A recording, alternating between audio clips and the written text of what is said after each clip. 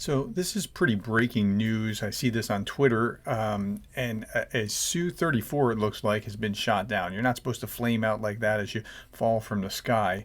Here, if you look at an aircraft, it's over Sevastopol, and so over Sevastopol, kind of, there's not a lot of Ukrainian planes that get over there, so it looks like it's Russian. There's nothing even in mainstream news yet. It's just that fresh.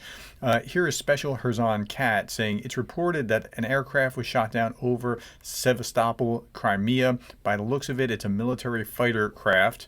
It looks like the pilot managed to eject. The parachute was spotted in the sky, but of course the airplane itself is, beyond repair. It's gone. And this is important because these planes take time to build. They can't just be put right back out in the field very quickly. And every one that comes down is one closer to Russia not being able to prosecute the war with planes, especially with glide bombs and things along those lines.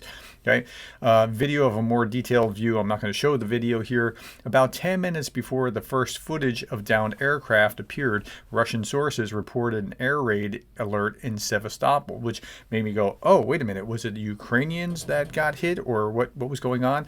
But it's not that at all. The downed aircraft was identified, and again, I'm not going to show it here.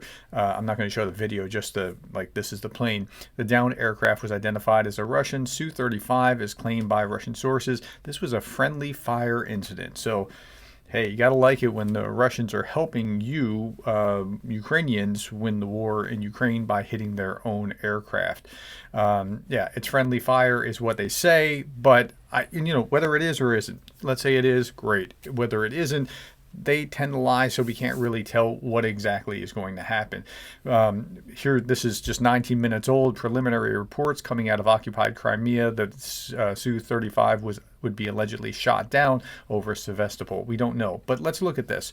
Here's Su-34s and Su-35s.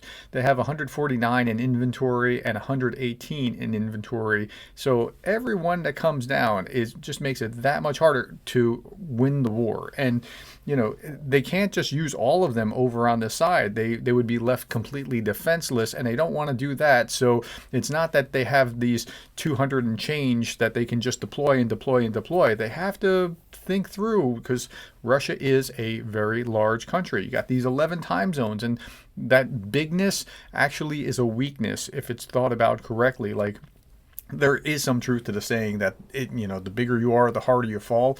They can't protect everything, or they have to spread out their resources in order to maintain their own security. So they can't bring all of them to bear. Okay, that's all that we have about this. It's very breaking news, and I just wanted to put that out there. Thank you for your time, the likes, the shares, the subscribes, and the coffees, and thank you for being the kind of person that cares about Ukraine.